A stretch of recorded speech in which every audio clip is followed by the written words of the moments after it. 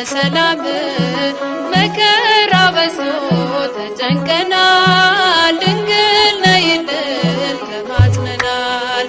የመጀመሪያዋ የእመቤታችን ቅድስት ድንግል ማርያም ቤተክርስቲያን በስንት ድንጋዮች ታነጸች? በሀገረ ቄሳሪያ ኬልቅዲያን አውራጃ የመጀመሪያዋ የእመቤታችን ቅድስት ድንግል ማርያም ቤተክርስቲያን የታነጸችበት ዕለት ሰኔ 20 ሕንጸታ ቤቷ የተከበረ ነው።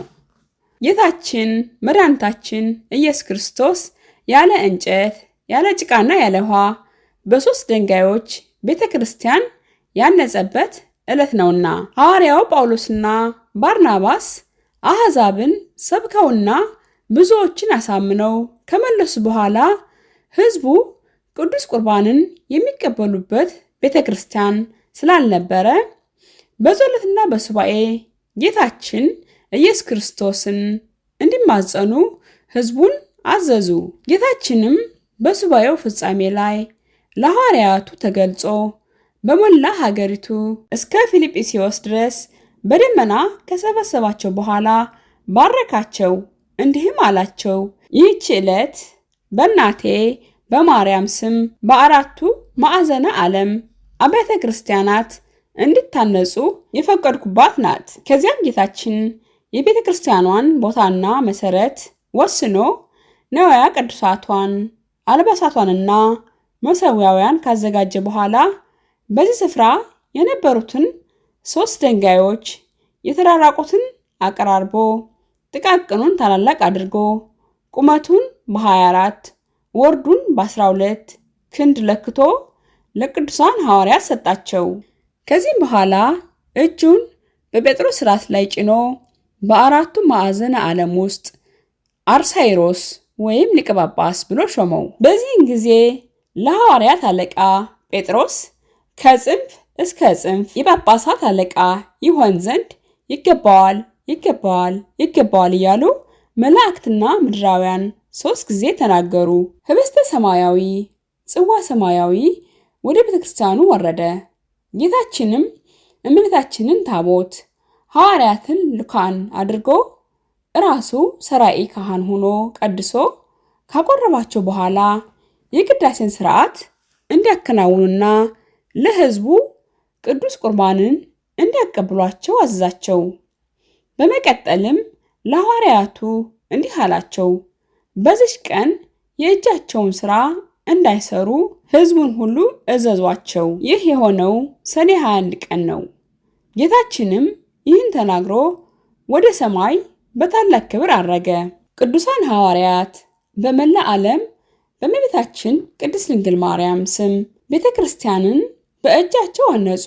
የሕንፃ ቤተክርስቲያኑ ቁመትም በነገስታት ዘመን የነበሩ የ24ቱ ነቢያትና የ24ቱ ካህናተ ሰማይ አምሳል ሲሆን ወርዱ ደግሞ የ12ቱ ሐዋርያት ምሳሌ ነው። 3ቱ ድንጋዮች የሥላሴ አምሳል ሲሆን ከታች አቀማመጣቸው 3 ከላይ ሕንጸታቸው 1 መሆኑ የሥላሴን ሦስትነትና አንድነት ያመለክታል። የሰሩትም 3 ክፍል አድርገው ሲሆን ይኸውም የመጀመሪያው የታቦተ አዳም፣ ሁለተኛው የታቦተ ሙሴ፣ ሦስተኛው የታቦተ ኢየሱስ ክርስቶስ ምሳሌ ነው። ዳግመኛም የ3ቱ ዓለማት ማለትም የመጀመሪያው የጽርሐ አርያም፣ ሁለተኛው የኢዮር፣ ሦስተኛው የጠፈር ምሳሌ ነው። ሕንፃ ቤተክርስቲያኑ የተሰራውም ጌታችን ባረገ በ19ኛው እመቤታችን ባረገች በ4ኛው ዓመት ሰኔ 20 ቀን ነው። ሊቀ ጳጳስ ባስልዮስም በዘመኑ በእመቤታችን ቅድስት ድንግል ማርያም ስም በታነጸው ቤተክርስቲያን ውስጥ ስዕል ለማሳል በመሻቱ ሰሌዳ ፈለገ። ከአንድ ባለጠጋ ዘንድም እንዳለ ሰምቶ እንዲሰጠው ቢያስልክበትም ባለጠጋው ግን ለልጆቹ እንደሆነና ከዚያም አልፎ በመድፈር በእመቤታችን ቅድስት ድንግል ማርያም ቤተክርስቲያን ላይ የስድብ ቃል ተናገረ። በቅጽበትም ወድቆ ሞተ። በዚህን ጊዜ ልጆቹ በመፍራታቸው ሰሌዳውን ከብዙ ወርቅና ዕንቁ ጋር ወደ ቅዱስ ባስልዮስ ወሰዱለት። እርሱም ሰሌዳውን ወደ ሰዓሊው ወስዶ እንዲስልበት ሰጠው።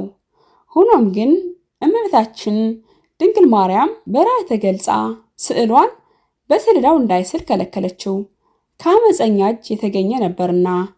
የአንዱ በቀኝ የአንዱ በግራ የተሳለ የእመቤታችንን ስዕል ቀይ ሰሌዳ ያለበትን ስፍራ ነገረችው። ቅዱስ ባስልዮስም እመቤታችን ወደ አመለከተችው ቦታ በመሄድ ሰሌዳውን አግኝቶ ወደ ቤተ ክርስቲያኗ አምጥቶ 2 ምሰሶዎች ከቤተ መቅደሱ ፊት ለፊት ካቆመ በኋላ ስዕሏን በዚያ አስቀመጠ።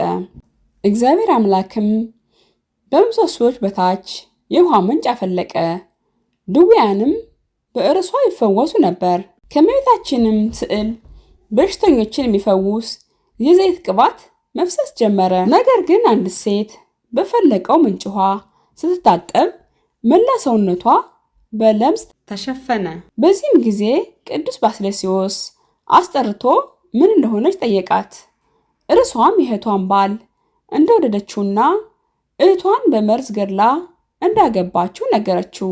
ቅዱስ ባስልዮስም ታላላቅ 3 ኃጢአት በመስራቷ ምናልባት እግዚአብሔር ይቅርላት እንደሆነ ንስሐ እንድትገባ አዘዛት። ነገር ግን በዛች ሰዓት ምድር ተሰንጥቃ ዋጠቻት። እርሷ ቤተ ክርስቲያንን ደፍራለችና። እኛም የቤተ ክርስቲያን ልጆች ቤተ ክርስቲያንን በማክበርና ስርዓቱን በመጠበቅ የእመቤታችን ቅድስት ድንግል ማርያምን ክብረ በዓል እናከብር ዘንድ ይገባናል።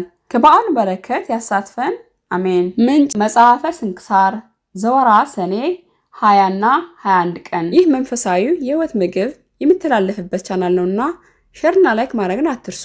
ሰብስክራይብ ማድረግ ቤተሰብ ሁኑ። በቀጣይ ቪዲዮ ለመገናኘት እግዚአብሔር ይፍቀድ። ወስብሐት ለእግዚአብሔር። ይቆየን።